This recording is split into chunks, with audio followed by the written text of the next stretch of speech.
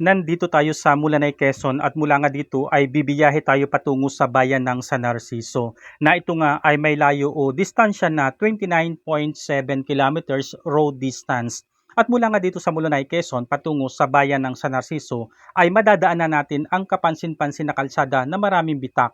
Elementary, high school pa lamang ako ay kapansin-pansin na talaga ito. May mga pagkakataon na ang kalsadang ito'y halos lubog talaga. Bakit nga ba lumulubog ang kalsadang ito? Ano nga ba ang dahilan ng pagkasira at paglubog nito? May mga pagkakataon na kapansin-pansin talaga ang pagbitak at paglubog ng kalsadang ito. Kapansin-pansin lalo na sa mga tulad naming taga Quezon Province na nagmumula sa bayan ng San Narciso, San Andres, Quezon patungo sa bayan ng Mulanay, Quezon. Kapag nangyayari nga yung pagbitak at paglubog ay agaran din naman itong inaayos. Pero pagkatapos nga din ng ilang panahon ay bumabalik uli yung pagbitak at paglubog nito. At nandito na nga tayo sa kalsadang aking tinutukoy. Pagmasdan yung mabuti kung gaano kadami ang bitak nito at may mga bahagi na talagang nakalubog. Hindi pa talaga yan ang paglubog. May mga nakaraang taon pa talaga na sobrang lalim ng pagkalubog ng kalsadang ito. At kapag nangyayari nga ang mga pagbitak at paglubog na ito ay madali rin nilang inaayos. Ang nakakapagtaka nga lang dito ay paulit-ulit ding nangyayari ang pagbitak at paglubog nito. Kung mapapansin ninyo sa kaliwang bahagi ng kalsada, may nakaangat at nakalubog na bahagi ito. Sa mga nakakaranas na dumaan dito, ito ay isang malaking tanong talaga. May mga haka-haka, palapalagay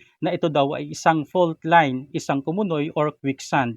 Ganun pa man, ang mga yan ay opinyon lamang. Pero bakit nga ba lubulubog ito? Na minsan ay napakalaki talaga ng paglubog na nagiging dahilan ng pagkasira ng kalsada. At sa mga ganyan nga, yung mga eksperto na may alam sa mga bagay na yan, ang siyang makakapagbigay ng linaw. Ganun pa man, anuman ang katotohanan sa paglubog at pagkasira ng kalsada, ang mahalaga dito ay mag-ingat ang bawat motorista sa pagdaan dito. Ang kalsada nga na ito ay nasa bahagi ng Malibago na nasasakop ng Mulanay, Quezon, na halos malapit na nga rin sa boundary ng bayan ng San Narciso at Mulanay, Quezon. At muli nga nating sulyapan ang mga sira, ang mga bitak ng misteryosong kalsadang ito. Kahit sino talaga ay magtatanong ano nga ba talaga ang hiwaga sa likod ng pagbitak ng kalsadang ito. Katulad ng mga sasakyang ito, kapag dumadaan ka nga dito ay para kang dumadaan sa rough road na kalsada. Katulad nga ng dumaan kami habang nagbibideo ako ay nagsishake talaga yung aking camera. At pagmasdan nga natin ang bahagi na ito na nilagyan nila ng ganito pero wala namang daanan ng ilog. Ito yung bahagi na nung mga nakaraang taon, nung mga nakaraang panahon ay lumubog talaga. Siguro nga ito ay paraan para maprotektahan yung kalsada. Ang sinasabi nga na yan na misteryosong kalsada na nasasakop ng bayan ng Mulanay, Quezon ay halos napakalapit lang dito sa bayan ng San Narciso, Quezon.